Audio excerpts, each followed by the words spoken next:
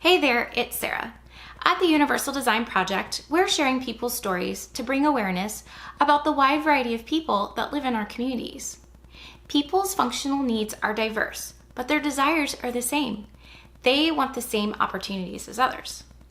Their voice is important because it shows why it matters to live in welcoming communities. In this video, individuals are going to explain what others may misunderstand about them at first glance. They give tips on how to ask questions appropriately and ways you can get to know them better if you want to learn more about their abilities. Thanks for listening. Yes, a lot of people think that just because I have a lot of pain or cognitive issues that I can't do much of anything for myself, so meaning that I don't go on trips or I don't do anything fun. But that's not true, because I can do that, I do that, and I want to do that. And I have to do it on my own too. I have gone to a last trip by myself, which was very, very fun. So I still enjoy doing things, and I'm still able to do things even though I hurt. When I'm going through a spell, that they might not understand what I'm going through. They can't feel what I'm feeling. Maybe sometimes they can't see, what's happening in my brain, of course. But they could misunderstand. They might think, that's weird, what is going on with her? But it's just the feelings that I'm having in my head from the spells, non-epileptic spells I'm experiencing. I think that people can easily think that I'm okay, or not understand that I'm in pain when I'm smiling, and I understand it's a foreign concept for most people. Usually pain equals crying or something like that, but with the coping mechanisms that I've learned to deal with the pain, it can be hard for people to understand how are you walking around and smiling, but also saying you're in pain. So yeah, I would say during chemotherapy, I changed completely. I couldn't do my everyday routine of just waking up, getting ready, going to work, coming back. Taking care of the dogs. Couldn't take care of the dogs and all. Couldn't even cook for myself. Okay. Couldn't even make meals. You were just so weak and so sick to do anything. Couldn't even eat. Even eating was too much work. It's very tiring to use crutches. I'm sure. And it takes a long time to recover from a surgery. And I think that a lot of people understood that, but I think, once I was, moving around up and about on my crutches more, I think it kind of looked like I was getting back to normal. But I'm still working on my range of mobility. It sounds like, oh, you just have a broken leg, but really it was super challenging, and it was a longer road to recovery than just if I just had a cast on. Sure. It was a more challenging break. I had plates in my legs and pins. The thing that I struggle with most, especially even in the field of even applying for jobs when I was working, was thinking, do the others seem beyond my disability? Sure. Or they see my ability?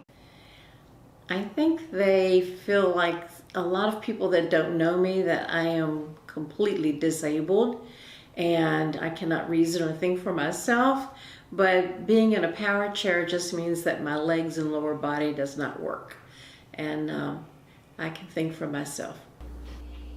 I think sometimes people will talk louder, hey, they need help. I'm not deaf, I'm just blind. But I think it's more of, them having the fear of what to say, what to do, how to treat a person, and I just treat me like anybody else. People misunderstand that just because I use a wheelchair, that is the most difficult thing I deal with. She is listening, and she is intelligent, and she does have expressive language with the right devices. And she does have things to say. It's not tragic. It's not tragic yet. I mean, I'm definitely positive for it. Like, it's not some kind of fake or facade or whatever. People automatically assumed that if I could not ride my horse or do things outside or do things spontaneously that other teenagers were doing or attend social events, that I was not having fun. They automatically assumed that I would be inconsolable and depressed. And I found things to enjoy, and I really had a good first fall of my freshman year, even with the changes in my ability to engage. I would say probably that we're just like everybody else, right? So we have the wheelchair thing going on. We're married like everybody else. We have to manage our household and our finances, and we want to grow our family, and you know, we have opinions about, you know, things that are going on in the world around us, and just like you do, and you know, yeah, we're not that different, right? I'm just a normal man trapped in a disabled man's body, and like, I have all the same worries, I have all the same struggles, I have all the financial worries, I have all the same fears. You know, I'm no different than you are. It's just like the extra challenges I have to go through, but I'm pretty much the same as every 20-year-old that's like trying to figure their life out. So I think a better understanding of the fact that things are much better today than they were, say, 20, 25 years ago. And certainly 74 years ago when I first started with a disability. They have to understand, as I said, that we're always making changes and always making gains, hopefully for the better. I would encourage a person to look for a person's ability rather than their disability, and see beyond what is on the surface.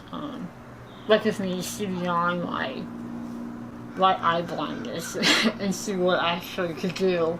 If you liked these stories and want to hear more, check out our website, universaldesign.org/people. And if you can relate to situations like this, share your story on our site and contribute to our wall of people. This helps bring awareness for the need for better design for a wide variety of people in our communities.